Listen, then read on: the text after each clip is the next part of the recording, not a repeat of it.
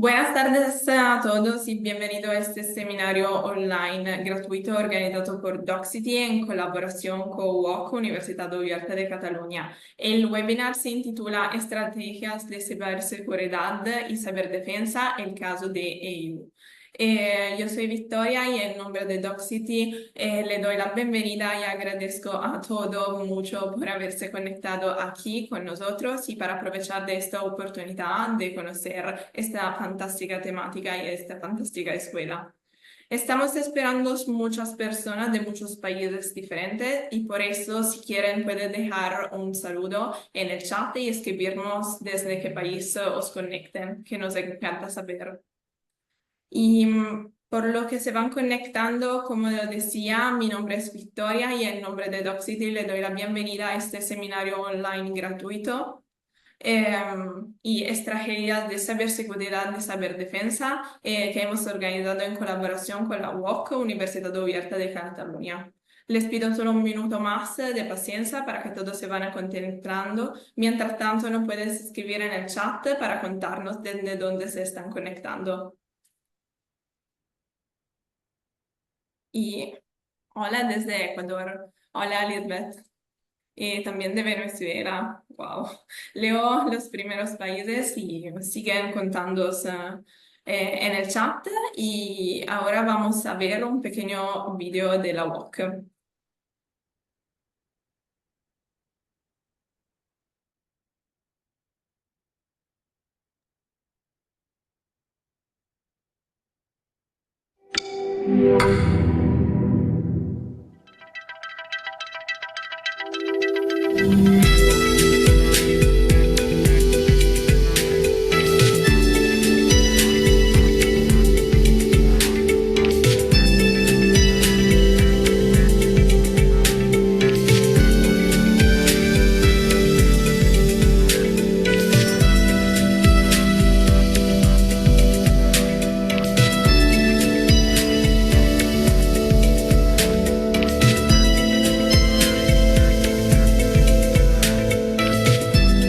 La ciberdelincuencia es una realidad muy compleja y afecta a bienes jurídicos muy diversos. Por esa razón, no puede ser explicada y abordada desde un único modelo. La ciberdelincuencia se manifiesta con comportamientos que pueden atentar a la intimidad o a la libertad individual, como puede ser el acoso. Por otro lado, encontramos comportamientos que afectan a la libertad sexual y que en algunos casos tienen consecuencias muy graves, y no menos importantes son comportamientos como el ciberterrorismo o como los delitos de odio. El treball professional en l'àmbit de la ciberdelinqüència exigeix dominar un ampli ventall de coneixements. D'una banda, per poder comprendre adequadament la fenomenologia en totes les seves dimensions. D'altra banda, perquè són necessaris també coneixements jurídics i sense oblidar el que és el domini dels aspectes tecnològics necessaris en un entorn sempre canviant i en evolució.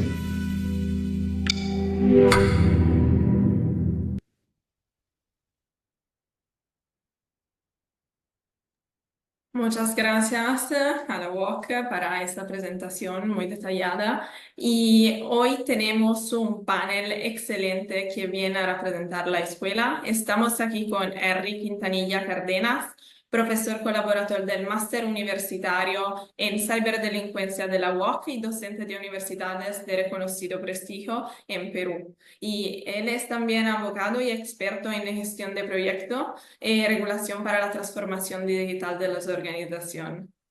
Y vamos a empezar este seminario online gratuito intitulado Estrategias de ciberseguridad y ciberdefensa, y al final vamos a tener una sesión de preguntas y respuestas donde podrían hacer todas las preguntas que quieran directamente a nuestro panel en la sección preguntas y respuestas o Q&A si tienen la aplicación en inglés a la izquierda de Zoom. Y os pido que se queden hasta el final para solicitar el certificado de participación de este webinar. Y ahora paso la palabra a Henry.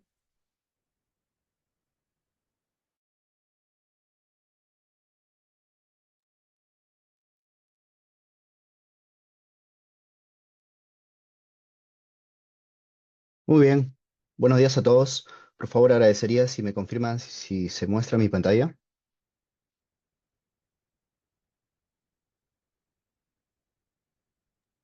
Y yo la veo bien, ¿no? No sé si también ustedes. Ok, muchas gracias, Historia. Muy bien, buenos días a todos. Es para mí un gran placer estar presente en este webinar para poder compartir con ustedes experiencias sobre pues, tecnología y estrategia respecto al mundo digital, ¿no? Al entorno digital, o mejor conocido como ciberespacio.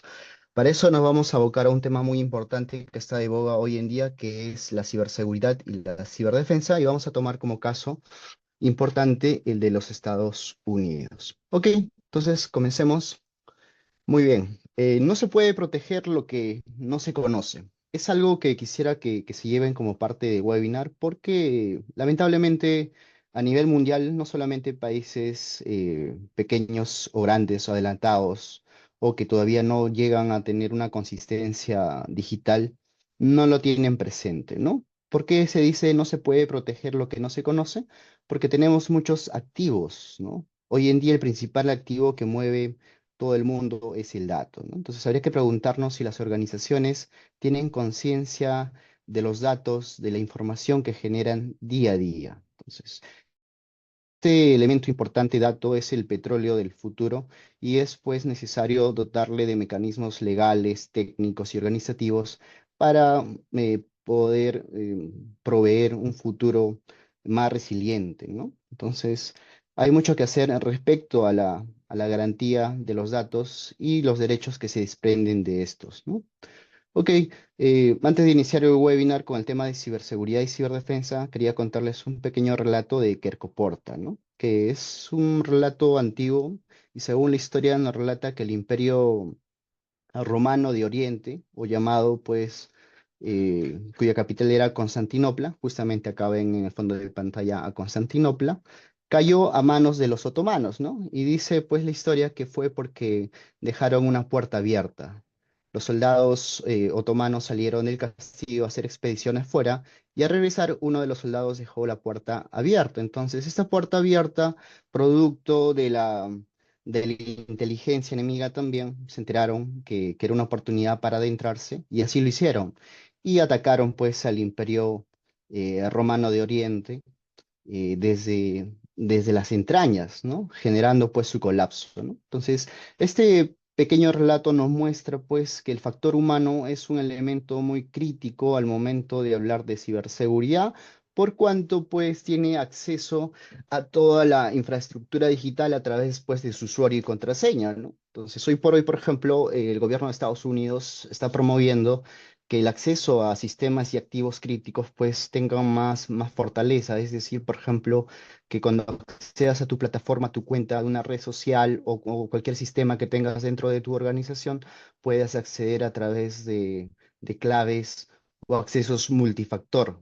Es decir, que no solamente tengas acceso a través de tu password, sino una pregunta secreta adicional o mecanismos técnicos adicionales que permitan garantizar la autenticidad o la identidad de la persona que quiere acceder al sistema. Entonces, el factor humano es el eslabón más débil de este concepto denominado ciberseguridad. Y otro aspecto importante también que hay que tener en cuenta que no hay ningún sistema infranqueable, ¿no? Producto de la evolución de las tecnologías, como vemos hoy en día, de inteligencia artificial y la computación cuántica, nos exige un repensamiento sobre la forma en que queremos proteger a nuestras organizaciones, a nuestro país y también a la privacidad en nuestro hogar, ¿no? Ok, entonces el hombre ha transitado por diversos ámbitos en la vida. El primer ámbito del hombre es la tierra. ¿Qué quiere decir? Este esquema que están viendo en pantalla son los ámbitos o los dominios humanos que se usan pues en el ámbito militar. Y para que se entienda, lo digo nuevamente, el primer ámbito del hombre es la tierra, es decir, el hombre desde el inicio de las eras comenzó a habitar la tierra, a conquistar más tierra, las guerras se realizaban sobre este ámbito, el comercio se extendía, ¿no? A través de la tierra. Entonces el hombre hasta cierto momento creía que la Tierra era plana, ¿no? Pero cuando descubrió que la Tierra era redonda, comenzó a conquistar un segundo entorno. Y ese segundo entorno, pues, es el mar, ¿no? Entonces, Ahí vemos pues la ruta de la seda, Marco Polo, las grandes expediciones marítimas que se realizaron con fines económicos y también con fines bélicos también, ¿no? Para hacerse más territorio y y dominar los mares. El tercer ámbito es dado por el aire, ¿no? Con el invento del aeroplano dado por los hermanos Wright, y la lógica de los comercios, la economía también cambia y de la guerra también, porque con un simple avión podrías pues destruir una ciudad completa, ¿no? Como sucedió con Nagasaki e Hiroshima. Entonces, ese ámbito, el tercer ámbito es el aire, ¿no? El hombre ha ido conquistado cada uno de esos ámbitos. El cuarto ámbito es el espacio. Meridianamente el hombre lo tiene conquistado, ¿no? El universo es vasto, pero hoy en día hay una competencia entre potencias mundiales para ver pues qué tecnología es lo suficientemente capaz para llegar a planetas que tienen eventualmente recursos minerales que van a potenciar la competencia mundial y también producto pues que el de la Tierra que extraemos eh, durante todos los años que la humanidad ha vivido en esta tierra, ha ido explotando los minerales, ¿no? Entonces los minerales, como sabemos, pues eh, se agotan, ¿no? Por lo tanto, hay una necesidad humana de supervivencia y por lo mismo el hombre tiende a buscar nuevos recursos, nuevos horizontes, es por eso que existe pues un cuarto dominio denominado espacio. Y el último, el último espacio es el que es transversal a todos, como ven acá, es el ciberespacio. El ciberespacio es un elemento muy importante, es transversal a toda la actividad humana y por lo mismo, pues, hoy representa un entorno donde se realizan gran parte de las actividades humanas, ¿no? La economía, el comercio, la educación, la telemedicina, etcétera, ¿no? Por lo mismo, eh, que se desarrollan derechos básicos, derechos fundamentales en este entorno digital, es preciso dotarles pues de seguridad, ¿no? Toda interacción que se realiza. Entonces, estos son los 5 espacios o dominios que el hombre viene conquistando a lo largo de los tiempos, ¿no? En este pequeño esquema podemos ver cómo los 4, el mar, el aire, la tierra, el espacio, ¿no? Son elementos que son cruzados por el ciberespacio, ¿no? Por el entorno digital, pero naturalmente hoy en día, pues, dominados, controlados por el hombre, ¿no? Ok, muy bien, seguimos. Y para hablar de ciberseguridad, hay que detenernos en un concepto muy importante que es el cibercrimen, ¿no? De acuerdo a estudios académicos, el cibercrimen es impulsado por 5 fuerzas. Lo que ven ustedes acá, H1, H2, H3, H4, son hipótesis que se han planteado en investigaciones y el impacto o la fuerza que estos elementos generan sobre el crimen son aspectos que hay que estudiar para diseñar estrategias, ¿no? Por ejemplo, tenemos como primera hipótesis, tenemos una fuerza impulsora que es lo social. ¿De qué manera lo social, de acuerdo a la academia, impulsa el cibercrimen? No dice la academia que pues los factores, los conflictos sociales, por ejemplo, la pobreza, eh, todos los problemas socioeconómicos que generan o que tiene un país, generan pues personas que buscan de alguna manera a través del ciberespacio cometer delitos, ¿no? Otro aspecto es lo económico. Lo económico nos señala otro punto importante, que son los países que mejor capacidad tecnológica tiene, mejor infraestructura tiene, mejor conocimientos profesionales, la que se dedican al cibercrimen. Porque para delinquir en el ciberespacio necesitas competencias especiales, ¿no? No cualquier país que tenga una política educativa pues precaria no la tiene. Entonces, los cibercriminales, de acuerdo a este estudio que les estoy compartiendo, provienen de los países más educados, más avanzados y que tienen pues una infraestructura digital más potente, ¿no? Ok, ese es otro factor que impulsa el cibercrimen. Otro factor que impulsa el cibercrimen es lo político. Y de lo político, pues tenemos, y me preguntarán por qué está en sentido negativo y por qué en sentido positivo. Entonces, está en sentido positivo porque son fuerzas que acrecentan el cibercrimen. ¿no? Lo social, los conflictos sociales, la pobreza, todas las debilidades estructurales que tiene una sociedad, pues son elementos que acrecentan el cibercrimen. Lo económico, como les dije también, ¿no? O sea, la capacidad económica, la educación de un país, la infraestructura digital que tiene, también potencia ese cibercrimen. En el ámbito político es negativo porque lo político, y dentro de lo político vamos a encontrar pues a la cooperación, a las relaciones diplomáticas, a la regulación misma, son elementos que van a permitir reducir, por eso está en menos esto, son elementos que van a reducir el cibercrimen. Entonces es muy importante que los países pues se estructuren, definan y se actualicen también las regulaciones que tienen que ver con las TICs, ¿no? Entonces, por eso esto está en sentido negativo. La ciberseguridad.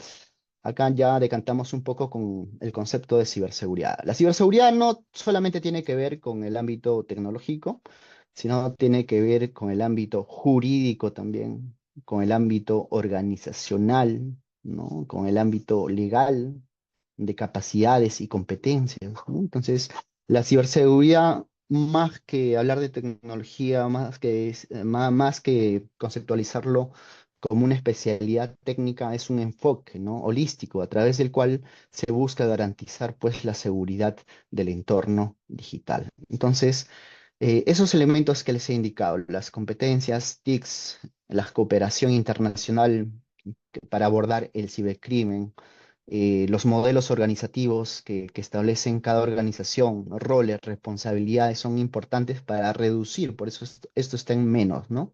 Para reducir el cibercrimen.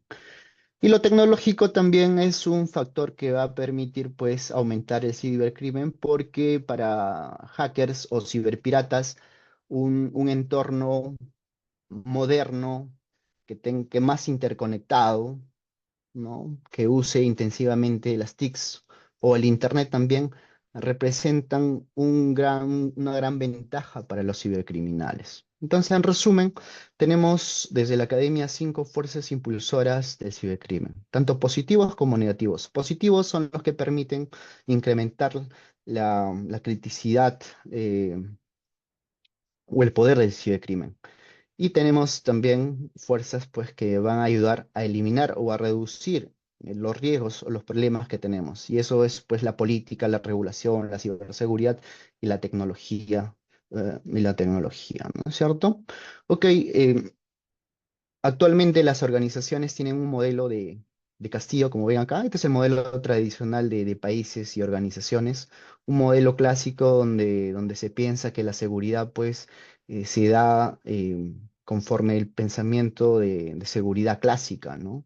Hoy en día, debido al avance de las tecnologías, los mecanismos las técnicas, las artes, los medios, el espionaje, etcétera, han permitido pues que no solamente exista una puerta de acceso al castillo, sino pues diversas puertas, ¿no? A través de los cuales pues se vulneran los derechos humanos. Ok, ese es el enfoque clásico. Los dominios de la ciberseguridad, cuando hablamos de ciberseguridad tenemos que hablar de varios dominios: ciberseguridad de las comunicaciones, de las operaciones, de la información, de la seguridad pública nacional, de la seguridad física. Son las 5 especialidades o ámbitos pues, de la seguridad donde las organizaciones también tienen que poner atención.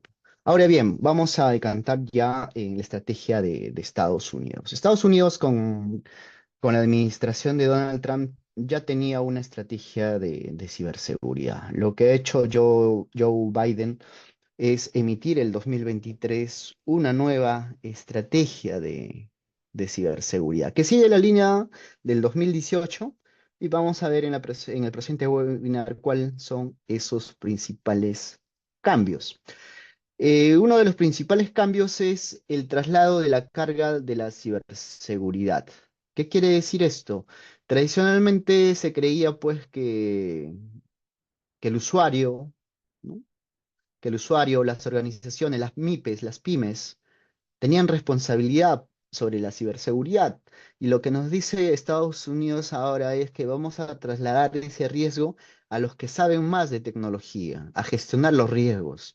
Entonces, lo que ha puesto en la nueva estrategia Joe Biden es que las grandes organizaciones tecnológicas y las que tengan mayor capacidad o de administración de riesgo sean las que se hagan cargo, pues, de la seguridad y la protección, ¿no? Dotando de mecanismos nuevos y de seguridad todo el entorno digital para que los gobiernos locales, empresas, pequeñas empresas, personas puedan realizar su vida cotidiana con total seguridad. Entonces, un primer cambio general es ese traslado de la responsabilidad de la carga de los que más débiles hacia los más fuertes. ¿Ok?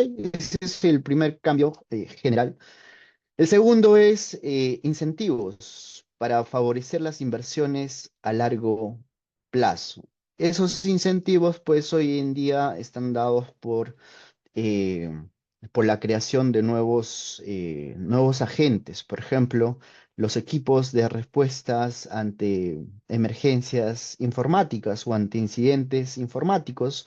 En Latinoamérica eh, pasa esto que no hay una buena cultura o la cultura recién es incipiente respecto a la constitución de equipos de respuesta de emergencia ante incidentes informáticos y más aún la colaboración entre estos equipos, ¿no? En Estados Unidos ya tiene maduro este tema, es decir, todos los estados que conforman Norteamérica tienen ya un equipo de respuesta, los mismos que colaboran, ¿no? Porque un ciberataque, un ciberincidente se puede replicar, se puede presentar de un lado a otro. Por lo tanto, la comunicación es básica, ¿no? Entonces, ¿qué más? Pues se va a invertir en campañas de difusión, educación, competencias digitales, porque son elementos importantes para garantizar también la sostenibilidad o la resiliencia de la ciberseguridad. Y por último, también nos habla de renovar, de modernizar toda la infraestructura tecnológica del país, cosa que nos falta mucho en Latinoamérica, ¿no? Porque hay diferentes prioridades y el tema tecnológico pues no es lo prioritario, pero debemos de tener conciencia que lo tecnológico hoy en día es pues transversal, ¿no? Es parte importante de la economía, de la seguridad nacional. Ok, entonces, eh, la Estrategia Nacional de Ciberseguridad de Estados Unidos tiene 5 pilares sobre los que se asienta para lograr pues, un futuro resiliente y seguro. El primero es defender la infraestructura crítica. Y conceptualmente, infraestructura crítica significa cualquier activo o sistema cuya falta de efecto o afectación va a generar pues un impacto negativo a la economía, a la seguridad, a la salud, etcétera, ¿no? Todos los que ustedes se imaginen y que están viendo en pantalla pues representan activos críticos. Por ejemplo, la energía será un activo crítico, la electricidad será un activo crítico, la movilidad, ¿no? El transporte, las telecomunicaciones, la gasolina, el petróleo, los bancos, la salud, los alimentos. Todos estos elementos que les he mencionado son actividades o infraestructura crítica que pues están controlados por software, ¿no? Por tecnología. Entonces, hoy por hoy, ante una ciberguerra, la lógica como les decía, la lógica de la guerra también ha cambiado, ¿no? Hoy en día paralizas pues el suministro de un oleoducto, como sucedió en Estados Unidos, por ejemplo, y puedes dejar pues sin movilidad, paralizar las industrias, ¿no? Y diversos sectores. Entonces, hoy por hoy, atacar una infraestructura crítica pues se ha convertido también en un centro de amenazas que los países deben de repensar para dotar o de renovar su infraestructura. Entonces, repito, un activo crítico es aquel sistema o aquel activo cuya falla, defecto pueda generar pues un impacto negativo a la seguridad nacional, a la economía, a la salud y etcétera, ¿no? Todos los derechos fundamentales que ustedes se pueden imaginar, porque las tecnologías son transversales. Sí, la lógica de la guerra también ha cambiado porque el armamento bélico es controlado por software. Los satélites, imagínense, ¿no? El tendido de fibra óptica también que está en los océanos, también son parte de la infraestructura crítica que hay que proteger. Entonces, una planta nuclear, el tendido de electricidad, de fibra óptica, el armamento controlado por software también, los coches autónomos, ¿no? Imagínense que en un coche autónomo esté movilizándose un presidente, ¿no? Una autoridad internacional en un país y se ciberataca este vehículo autónomo o un vehículo controlado por software y puede ocasionar pues hasta la muerte del pasajero, ¿no? Entonces podría convertirse pues en una crisis internacional política, ¿no? Entonces, hoy por hoy todo está controlado por software, la industria del petróleo, la extracción, las organizaciones, nuestro hogar, nuestras ciudades. Por eso hablamos hoy en día de conceptos como smart cities, smart home, smart mobility, etcétera. Hay nuevos enfoques que embeben o que tienen inserta la tecnología. Por lo mismo, pues, es crítico hablar de este tema para pues mejorar como países, ¿no? Acá en este pequeño esquema ven cómo se puede dar un enfoque holístico de la infraestructura crítica. Pueden ver ustedes de cómo la energía, el transporte, los bancos, los data centers, las oficinas, las organizaciones estamos interconectados, ¿no? Todo el mundo es un sistema de dependencias. Por lo mismo, pues, necesitamos un enfoque holístico, ¿no? No sesgado a la cultura de un país, al pensamiento ideológico de un país, sino a generar una comunidad integral en pos, pues, del bien, ¿no? Más allá de la ideología, acá lo que nos debe preocupar es el bien y la seguridad, pues, mundial, ¿no? Ok, en el caso de Estados Unidos, el Colonial Pipeline era una compañía de suministro de petróleo, de combustible, que fue atacado. Entonces, varios estados de Norteamérica pues se desabastecieron de gasolina, ¿no? Inclusive esta gasolina permitía pues el vuelo de varios aviones desde Texas. Entonces esto generó reprogramaciones en el ámbito aeronáutico, la paralización también de todo el transporte, afectando el derecho a la salud también de las personas, ¿no? Entonces, después de este evento también Estados Unidos pues tomó mayor atención a lo que es la seguridad, ¿no? O la ciberseguridad. ¿Cuánto invierten las regiones en ciberseguridad? Norteamérica invierte más, en segundo puesto, como ven acá, está Europa, tercero Asia, cuarto Latinoamérica y por último África. Esto es en billones de dólares. ¿Y por qué la distinción? Porque las grandes plataformas tecnológicas o las grandes empresas que administran los datos, la gestión mundial de la información, pues está en Estados Unidos, ¿no? Como sabemos, las Big Tech, ¿no? Los servicios de nube, de cloud computing, pues los tienen en mayoría los Estados Unidos. Y en Latinoamérica, como ven, pues la inversión es poquísima, pues porque Latinoamérica consume, ¿no? Es más que un país desarrollador de ciencia y tecnología, es más un consumidor, ¿no? Ok, entonces Estados Unidos a través de su estrategia también promueve que se implemente el marco de referencia, marco de trabajo de ciberseguridad del Instituto Nacional de Estándares y Tecnología, y para esto creó un estándar, un framework de ciberseguridad. Hoy estamos en la versión 2.0. Entonces, es una norma internacional ampliamente reconocida y madura que nos permite, pues, que nuestras organizaciones y los países también podrían adoptar este enfoque, esta arquitectura para proteger los activos que tienen. Entonces, como ven ustedes acá, este framework tiene tres pilares: el core, los tiers y los profiles. El core son estas 6 actividades que ustedes ven acá, que nos van a permitir esas 6 actividades nos van a permitir actuar ante un ciberincidente o un ciberataque. El gobierno, la identificación, la protección, la detección, la respuesta y la recuperación son elementos o actividades funcionales básicas para garantizar la continuidad operativa de las organizaciones y también proteger los derechos de las personas, ¿no? Eso en concreto tiene esto un subdesarrollo más amplio que no es parte del webinar, pero se los comento a nivel general porque es la base respecto a las normas técnicas que existen para garantizar la seguridad en línea, ¿no? Los tiers tienen que ver con el nivel de madurez que tienen las organizaciones respecto al uso, pues, del enfoque de gestión de riesgos a la protección de su información. Entonces, tenemos cuatro niveles de madurez de las organizaciones.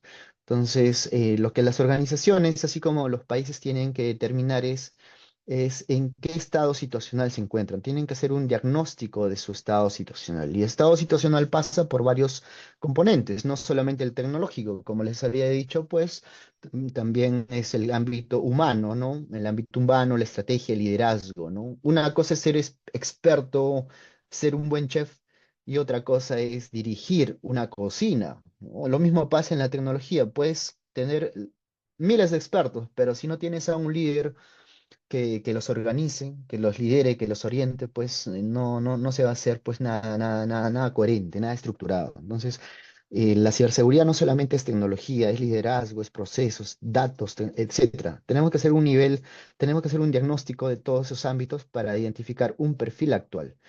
Y también tenemos que determinar un perfil objetivo, a dónde queremos llegar dentro de 2, 3, 5 años, y para eso tenemos que implementar un plan de acción.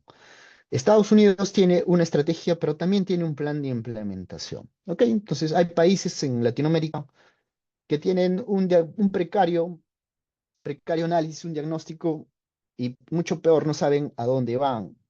Entonces, la idea es que se concentren, ¿no? Que se constituyan equipos multidisciplinarios que aborden esta problemática, que usen marcos de referencia como el NIS u otros, como la 27001 también, de la ISO, para poder garantizar la seguridad de la información de los países, ¿no? Y de las organizaciones también. Lo que ven en pantalla es el emblema de la Agencia de Seguridad de los Estados Unidos, que justamente se encarga de todo este ámbito de la ciberseguridad y, como le decía, tiene un plan estratégico de ciberseguridad. En resumen, ¿cuáles son las grandes actividades macro de Estados Unidos? Abordar las amenazas inmediatas, endurecer el terreno e impulsar la seguridad a escala. Abordar las amenazas inmediatas, hablamos acá de gestión de riesgos. La gestión de riesgos es un ámbito del conocimiento que nos va a permitir anticiparnos a los futuros o al impacto negativo de los ciberataques. Ok, eso en general es abordar las amenazas inmediatas con una cultura planificada de divulgación de conocimiento también, para que todos puedan interactuar y participar también de la seguridad que nos compete, ¿no? Endurecer el terreno quiere decir, pues, modernizar toda la infraestructura,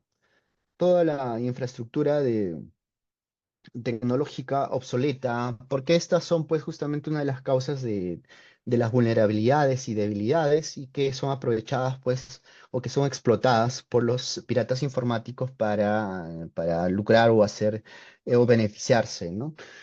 Por último, impulsar la seguridad a escala. Impulsar la seguridad a escala, pues, implica construir una fuerza laboral cibernética nacional. Hoy por hoy hay un desgaste a nivel global en cuanto a la ingeniería. Países que no definen una política de educación en ámbitos tecnológicos mirando hacia el futuro, ¿no? Hoy por hoy los ingenieros tienen que duplicar esfuerzos, actividades también en sus centros de trabajo, pero el mundo exige ciberseguridad, pero no nos hemos puesto a pensar en todo ese batallón o ese ejército de ingenieros que necesitamos para garantizar, o especialistas en este tema, para garantizar la ciberseguridad en el mundo.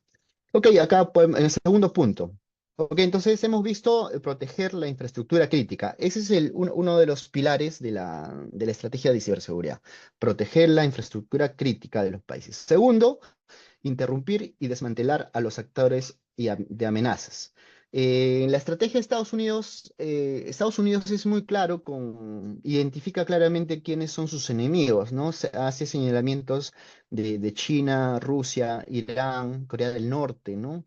Entonces, pero más allá de esa indicación, hablar de las amenazas, pues nos lleva a pensar qué tipo de cibercriminales tenemos, qué tipo de actores de amenazas tenemos en el mundo. Y acá, pues, como fuente de IBM tenemos a diversos agentes o amenazas, ¿no? Comenzando desde los hackers solitarios, porque, pues, un estudiante, ¿no? Hoy la lógica de la guerra ha cambiado, ¿no? No necesitas un batallón de soldados, puede ser un estudiante experto pues en ciberataques, en programación o en creación de código malicioso que podría pues vulnerar toda la seguridad de un país. Y como ven acá este esquema, pueden ver pues el nivel del impacto de las amenazas, llegando hasta el punto de que los estados también, un conjunto de estados nación, también eventualmente concertan para poder, pues, espiar, ¿no? Acá hablamos de ciberespionaje, ¿no? Para poder hacerse, o empresas también, para poder, pues, hacerse de secretos industriales, de información de funcionarios, de decisiones políticas, etcétera, sea con fines lícitos y otros también pues sean con fines para demostrar toda la corrupción que puede existir en determinado gobierno. Entonces, a lo que voy es que existen diferentes niveles de amenaza dependiendo pues del objetivo o los intereses. En este esquema vemos los ciberataques más que se presentan en mayor medida y pues acá tenemos al malware, ¿no? O el código malicioso. Y justamente el ransomware es un tipo de malware que Biden con esta nueva estrategia lo que ha hecho es darle categoría pues de problema nacional, ¿no? Ransomware. Y que sea ransomware no es otra cosa, pues el secuestro de tu información, ¿no? A través, pues, de un software, ¿no? A través del cual te piden rescate. Entonces, ese es un problema crítico que está azotando a todo el mundo y como le repito, Biden lo ha puesto en agenda. Ok, otro aspecto importante es la asociación público-privada en temas de tecnología. Esta figura se utiliza frecuentemente para la infraestructura física, ¿no? Para carreteras, para aspectos de telecomunicaciones, eventualmente, pero más para infraestructura física, carreteras, puentes. La lógica de Biden es que necesitamos hoy asociarnos, tener mayor contacto, comunicación con las empresas privadas, porque según la perspectiva estadounidense, son ellas las que tienen una mayor visión, ¿no? de la información que administran. Por lo tanto, tienen que tener ellos también la capacidad de administrar los riesgos, ¿no? Inclusive se ha considerado que también sanciones. Si le voy a dar el poder a las empresas privadas, también deben tener más responsabilidad sobre la garantía de los datos que ellos tratan a través, pues, de los servidores, ¿no? Ok, entonces ese es un punto importante, la utilización de las asociaciones público-privadas a nivel mundial, es decir, puedes hacer contratos donde se pueda distinguir quién tiene mayor capacidad de financiamiento, quién tiene mejor capacidad de administrar el riesgo, quién financia, ¿no? Entonces, ese mecanismo utilizado en la infraestructura física se traslada hoy al mundo digital. La cooperación internacional también. Estados Unidos pues tiene pues tratados, tiene alianzas a nivel mundial. Por lo mismo eso ayuda también a la colaboración. Lo que Biden ahora dice con la estrategia es que pues esto va a permitir la celeridad de las investigaciones, porque con un ciberataque no sabemos de dónde proviene el enemigo. En una guerra clásica tradicional uno sabía dónde estaba el enemigo, ¿no? Cuánto ejército tenía y podía diseñar estrategias de defensa, ¿no? Pero hoy en día no sabemos dónde está ubicado el ciberatacante, el enemigo. Por lo tanto, la colaboración entre países, y para eso tenemos pues herramientas internacionales como el Tratado Internacional de Ciberdelincuencia, o conocido como Budapest, que también va a fortalecer pues las comunicaciones entre países para que puedan compartir datos, evidencias, y de esa manera se resuelvan pues los delitos de una manera más célere, ¿no? ¿Qué nos dice esto? La imagen que ven muestra, pues, lo ya mencionado, que las empresas tecnológicas, las que tratan en mayor medida los datos, tengan mayor responsabilidad y carga también. Responsabilidad y también en cuanto a sanciones, ¿no?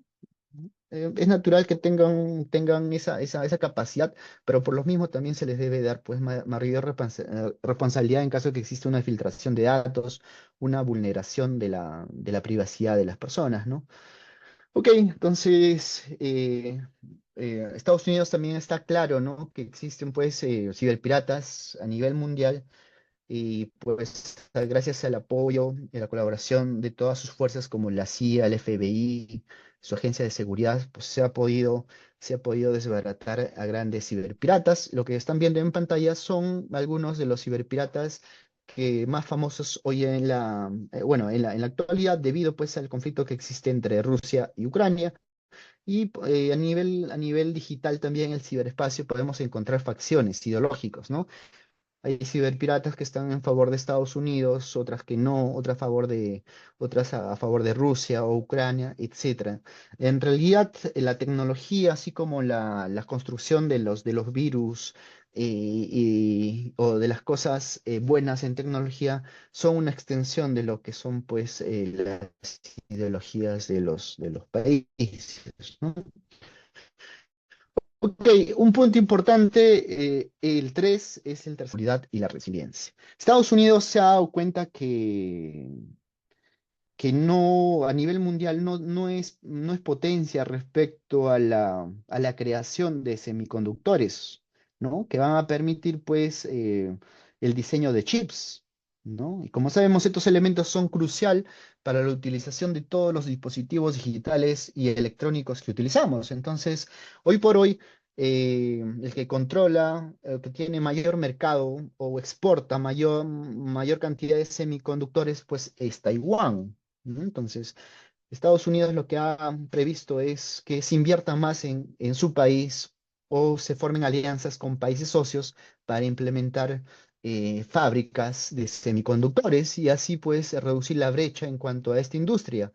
Y este año tenemos que se ha suscrito un convenio, un tratado con Costa Rica, y en Costa Rica pues se va a establecer una gran fábrica de semiconductores que van a favorecer también pues el desarrollo de la ciencia y tecnología del país norteamericano. Entonces, los países latinoamericanos también deberíamos buscar eso, ¿no? El resto de países. Buscar porque una industria de semiconductores en la región, Colombia, Argentina, Chile, Perú, etcétera, todos los que somos parte de Latinoamérica, podría pues impulsar también el desarrollo no solamente industrial de nuestro país, sino también la educación también se movería, ¿no? Entonces, eso es lo que busca Donald Trump, perdón, Joe Biden, y para eso sacó la ley de chips y ciencia, así se llama la norma, ¿no? Ley de chips y de ciencia. Bueno, los chips son importantes para todos los dispositivos electrónicos y este es un punto importante también que pone Biden, ¿no? Debido a que todos los dispositivos digitales hoy en día están interconectados, hablamos de smart cities, de smart home, a través de nuestro móvil controlamos todo nuestro hogar, nuestra oficina, los países también son controlados, la seguridad nacional es controlada. Es importante pues que la regulación respecto y la gestión de riesgos respecto al uso del Internet de las cosas se evolucione, ¿no? No nos podemos quedar con regulación, pues, de la década de los 90, por ejemplo, que no tenían todavía la lógica de todo lo nuevo que tenemos y que nos rodea y que consumimos día a día, ¿no? Otro tema importante es el seguro también. Antiincidentes, ataques, es una figura que también se está promoviendo con la estrategia. Es decir, pues no, las aseguradoras van a tener una póliza en cuanto pues al ataque, al ciberataque, la pérdida de información, la afectación que se tenga respecto pues a un activo digital, ¿no? Ese es un tema nuevo que se viene. Invertir en un futuro resiliente es el cuarto pilar. Y como ven ustedes en pantalla está Biden, ¿no? Con algunas personalidades y lo que vemos en el medio de esa máquina es lo que podemos definir como pues la computación cuántica. La computación cuántica representa una gran ventaja hoy en día, pero representa también un super riesgo porque a través de esta nueva tecnología se va a poder vulnerar de una manera más fácil, se va a poder romper toda la seguridad criptográfica que conocemos, ¿no? Esta nueva tecnología cambia la lógica que conseguimos de unos y ceros actualmente, ¿no? Entonces, lo que Estados Unidos lo que está pensando a través de su estrategia es invertir en computación cuántica, pero en tecnología post-cuántica inclusive, ¿no? ¿Y qué quiere decir post-cuántica?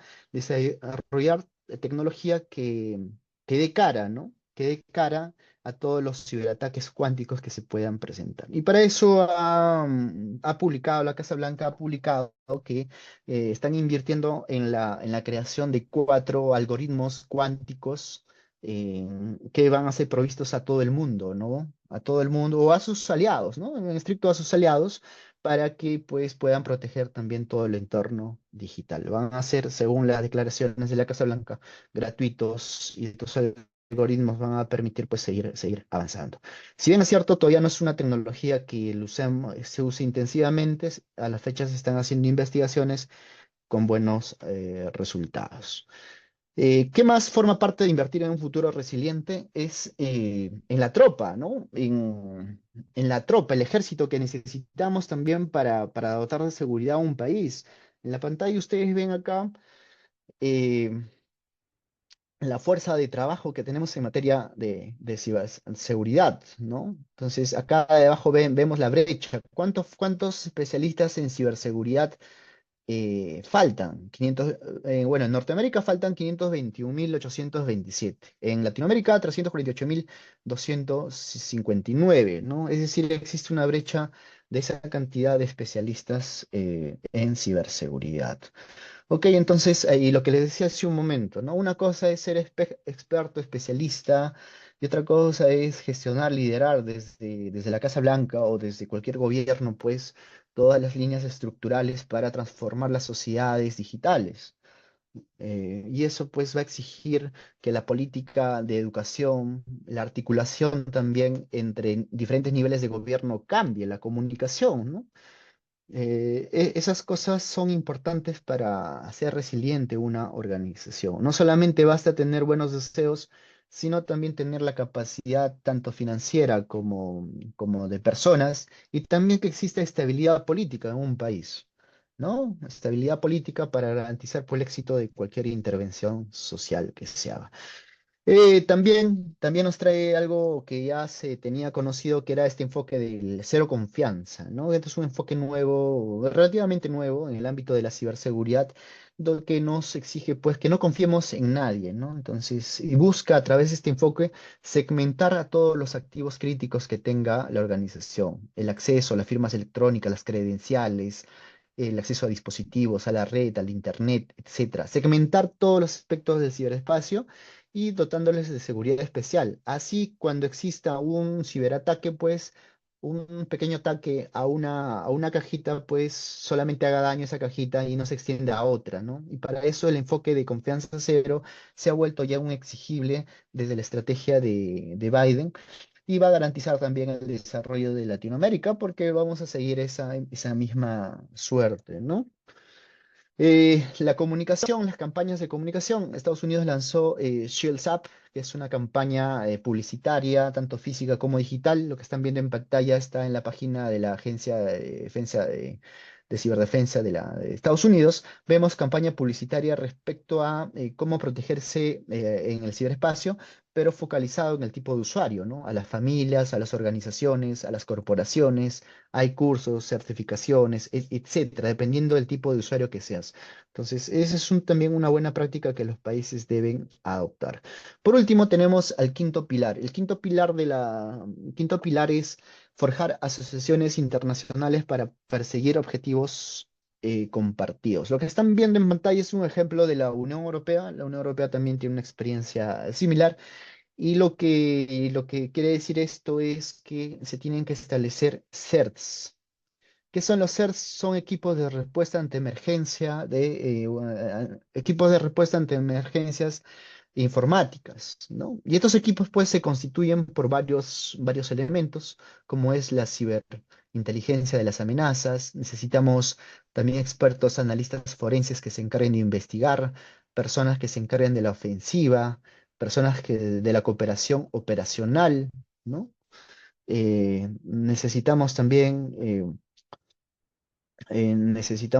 un desarrollo en cuanto a la seguridad y a las operaciones, que es parte de la ciberseguridad. Y por último, necesitamos personal también que se encargue de la consultoría, ¿no? Expertos en el tema que puedan también contribuir con el equipo. En resumen, estos equipos de respuesta, se establecen equipos de respuesta a nivel nacional, a nivel a nivel nación debe haber un equipo de respuestas, antiincidentes, de informáticos, pero también pueden haber a nivel de organizaciones. Entonces, la idea es que todas las organizaciones en el mundo que tengan un nivel de madurez tengan un equipo de respuestas y que éstas pues se puedan comunicar entre sí para combatir de una manera más célere todos los ciberataques. En la pantalla ustedes ven justamente esas relaciones, esas alianzas que existen a nivel mundial en cuanto a estos equipos de respuesta. Y la idea es pues que se comparta la información, pero para compartir la información necesitas también de personal, presupuesto, infraestructura, seguridad en los protocolos de comunicación, etcétera. Entonces,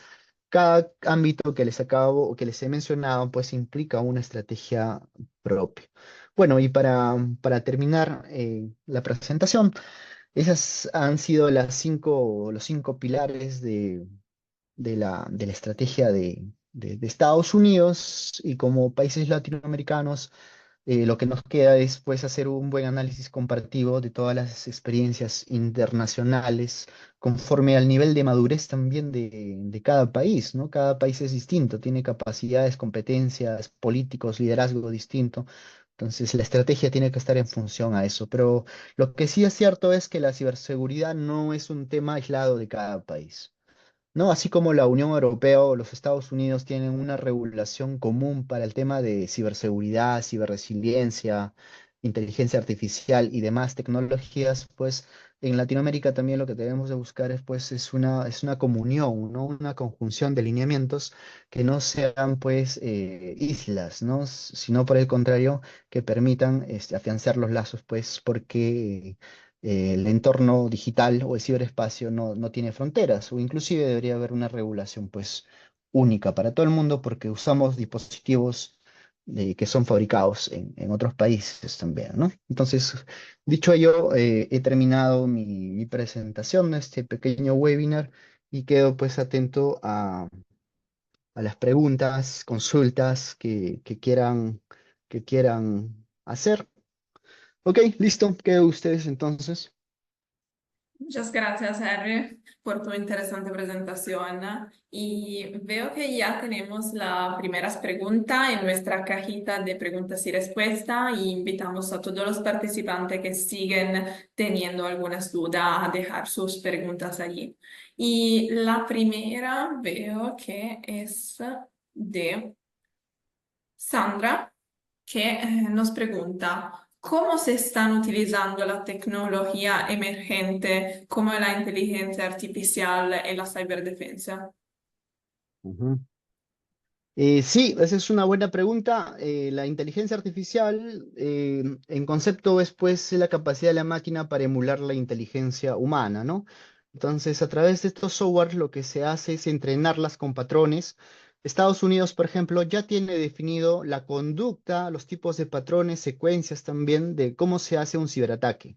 Y todos estos ciberataques son pues automatizados, son embebidos en estos nuevos software con inteligencia artificial y pues se están utilizando para identificar de una manera más rápida diferentes tipos de ciberataques. Por eso la comunicación, compartir el conocimiento respecto a los incidentes o ciberataques es importante entre los países porque la inteligencia artificial también va a poder aprender de estos y va a prevenir y se va a anticipar a un futuro ataque. Entonces, hay diferentes herramientas que hoy se están utilizando, pero va a depender también del nivel de madurez que tenga el software o la herramienta de inteligencia artificial, que como sabemos hoy por hoy todavía no es una herramienta potente, estamos camino a ello, pero se está utilizando para fortalecer la seguridad. Pero por el otro lado también se está utilizando para automatizar también el ataque.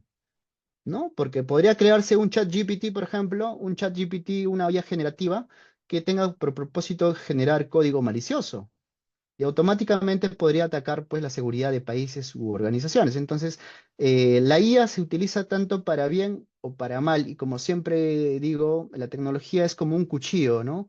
El cuchillo te puede servir para cortar la carne, te ayuda a cortar la carne, pero también te puede servir el cuchillo para infligir dolor o causar la muerte. Entonces, depende cómo lo uses.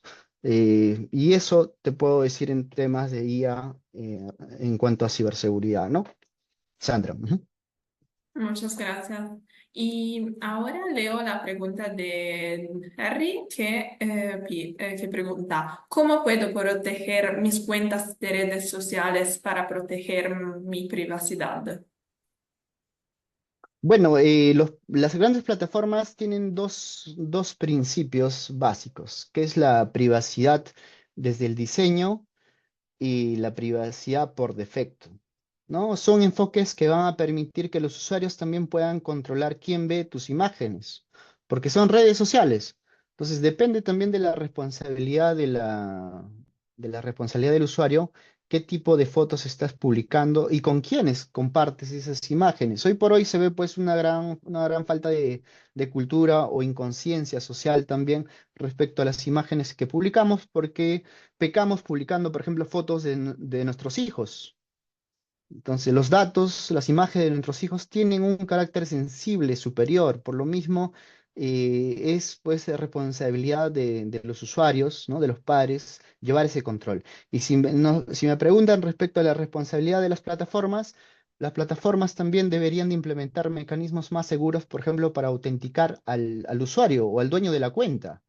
En un momento se pensaba, por ejemplo, que el DNI electrónico como elemento, ¿no? Los certificados digitales de autenticación para poder loguearte a una cuenta y red social, a fin de evitar pues que otra persona que no, que se cree la cuenta y pueda pues generar eh, o generar delitos, ¿no? En el ciberespacio.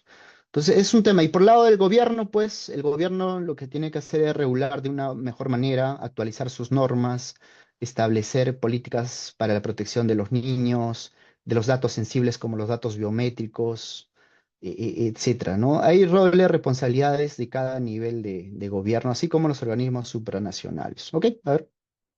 Muchas gracias. Y otra pregunta es, ¿usar web scraping constituye un delito cibernético? Depende depende. La misma respuesta va del cuchillo. Depende qué fin tengas, ¿no? Porque si el fin es bueno, estás haciendo ethical hacking, ¿no? Un hacking ético. Las organizaciones hacen eso por lo general, ¿no? Para anticiparse a los ciberataques, lo que hacen es pues contratar a hackers éticos para que realicen pruebas. Inclusive los ministerios de defensa también de los países construyen escenarios de guerras, de ciberguerras. ¿Para qué? Para estar preparados o para identificar sus propias vulnerabilidades o debilidades. Entonces, usar una herramienta informática también o cualquier mecanismo de ataque, virus, etcétera, va a depender del usuario. Y para contarles un poquito de la historia, el primer virus informático, bueno, se llamó Creeper. Creeper fue creado justamente cuando se creó el ARPANET, lo que hoy conocemos como el Internet. Entonces, ¿cuál era la finalidad de Creeper del inventor? Fue que un programa, determinar o verificar si un programa podría trasladarse de un punto hacia otro, pero sin saber había creado el virus. O sea, el virus informático, de acuerdo a la historia, se creó como un experimento simplemente, no para bien, no para mal, sino como un experimento. Y esa fue la historia. Entonces va a depender, a veces por casualidad, ¿no? Generamos cosas, creamos cosas que al final, pues, nos va a ser difícil controlar. Entonces va a depender de la finalidad que tengamos, ¿no? Si es para mal, obviamente voy a utilizar pues, las herramientas para infligir daño o sufrimiento, y si es para el bien, para garantizar los derechos de la humanidad, ¿no? Claro. Y tenemos otra pregunta de Julio, que es, ¿cuál es el rol de las Naciones Unidas e instituciones regionales como la OEA en el desarrollo de una estructura institucional para combatir el cibercrimen? La UIT, la Unión Internacional de Telecomunicaciones, es parte de la Organización Nacional de las Naciones Unidas. Entonces, tiene un rol importante en ciberseguridad. La OEA también tiene manuales, prácticas políticas para definir estrategias de ciberseguridad en los países, pero desde mi punto de vista, hoy en día, pues, los organismos internacionales también están un poco flojos. Están un poco flojos porque, pues, el ámbito digital, la realidad digital, nos ha superado a todos. No solamente a los organismos internacionales, sino también a las organizaciones, a los países, Por lo mismo, una idea que rescato de la estrategia de Estados Unidos es que pues hay organismos, hay entes que están más capacitados, tienen mayor control, dominio de las herramientas. Como gobiernos o los organismos internacionales, lo que tienen que hacer es mejorar las regulaciones, ¿no? El control, la supervisión, el manejo de estas herramientas para que pues no se usen para el mal, ¿no? Y también para promover las inversiones de tecnología. Hay muchos países que no tienen internet, no tienen acceso a servicios básicos digitales porque pues su regulación representa más que una oportunidad, una traba. Entonces los organismos internacionales, como la OIT, les mencionaba, tiene diversos roles, como puede ser pues las recomendaciones, y estas tienen que estar orientadas pues a procurar un bien en el ciberespacio, ¿no? Claro. Y tenemos otra pregunta de Erika, que dice, ¿existe alguna herramienta para detectar páginas web fake? Sí, claro que sí, ahí uno puede buscar en internet. Basta, hay inclusive en YouTube instructivos para saber cómo detectar pues, una página web clonada, por ejemplo, que no tenga los certificados digitales. Pero eso exige también un conocimiento especial, ¿no? Necesita que los gobiernos, en alianzas con el sector privado, ilustren a través de comerciales, publicidad, propaganda, de que existen esas herramientas, esos mecanismos para que el ciudadano de a pie también sepa, se sienta seguro. Y ese es el concepto que quiero recalcar, confianza. No podemos construir una sociedad si no hay confianza, no hay seguridad. Nada existe si no hay seguridad ni confianza. Entonces, en el ciberespacio pasa lo mismo. Y por lo mismo existen herramientas para verificar, inclusive si un código, si un software, todas las líneas de código están bien programadas o codificadas. Según las estadísticas, de 1000 códigos, de 1000 líneas de código, 25 son defectuosas. Y esas 25 defectuosas permiten, pues, que un ciberatacante las explote, aproveche y ataque. Entonces, el tema de que existen herramientas, existen varias, pero además de las herramientas, se necesita también eh, la cultura, ¿no? Y eso es responsabilidad, pues, de los gobiernos, ¿no? Sí, por supuesto, voy a leer la última pregunta, que es, ¿qué se puede hacer para concienciar sobre la ciberseguridad? La concientización de la ciberseguridad, lo he visto en varios países y es un tema que falta, la comunicación. No, los países tienen campañas, talleres, cursos de capacitación para la población. Tienen centros a nivel, en el interior de los países hay centros de capacitación digital, etcétera. Pero si nos ponemos a pensar un poquito, las personas, ¿qué más consumen? Consumen redes sociales, televisión, radio. Son medios o canales que están siempre, que nos acompañan. Entonces, he visto poca propaganda, ¿no? Poca propaganda, poca concientización de los peligros o las amenazas del ciberespacio. Por lo mismo, esto no solamente es un rol gubernamental, sino también pues es un rol importante de los medios de comunicación, y también y de los proveedores de servicio, ¿no? Por ejemplo, el sistema financiero, los bancos. Los bancos deberían de comunicarse más interactivamente con las empresas de tecnología, los gobiernos y diseñar micro programas, ¿no? Posts, etcétera, videos cortísimos, a través de los cuales pues, las personas puedan aprender de una manera más directa. Inclusive los nativos digitales o los más jóvenes van a poder enseñar en casa a los mayores, ¿no? Porque los mayores también no son tan asiduos a la tecnología, por lo mismo pues aprenden mucho de los niños, de los jóvenes, y es un tema que creo que no se está viendo todavía porque no he visto mucha concientización o campañas de concientización para ese nivel, ¿no? Reconociendo pues el valor que tiene la comunicación para cualquier ámbito, no solamente para la tecnología, para el éxito de todo, ¿no? Sí, en realidad sí. Y muchas gracias, Henry, y muchas gracias a todos para estar aquí con nosotros. En el chat van a encontrar el enlace para obtener el certificado de participación en el evento.